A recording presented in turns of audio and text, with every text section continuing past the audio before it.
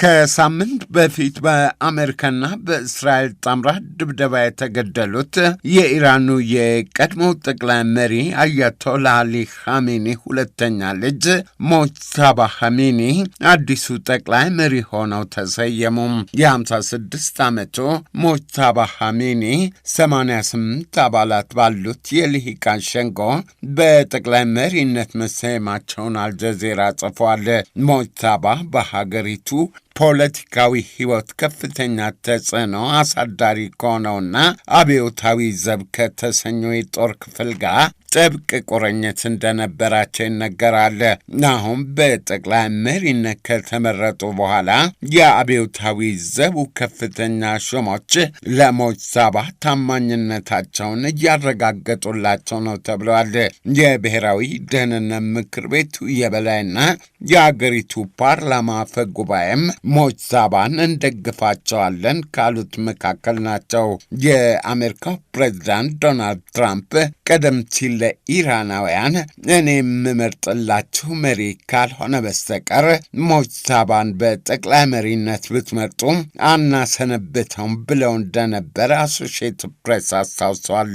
በኢራን የስርዓቱ ደጋፊዎች ሞጅተባ በጠቅላይ መሪነት በመመረጣቸው ደስታቸውን በአደባባይ ጭምር እየገለጹ መሆኑን ቢቢሲ ጽፏል።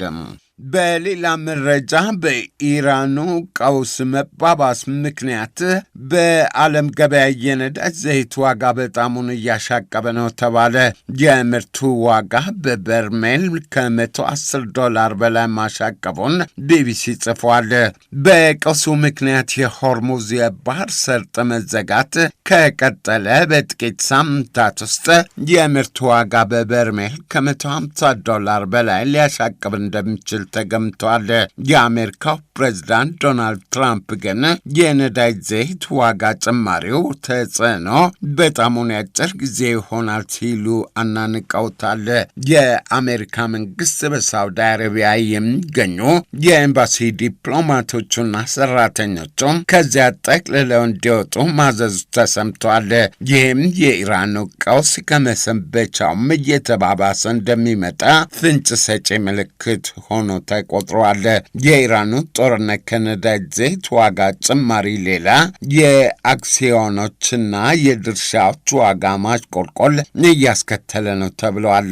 በጃፓን የ7%፣ በአውስትራሊያ ደግሞ የ4% የድርሻዎች ዋጋ ማሽቆልቆል እንዳስከተለ ቢቢሲ አስታውሷል።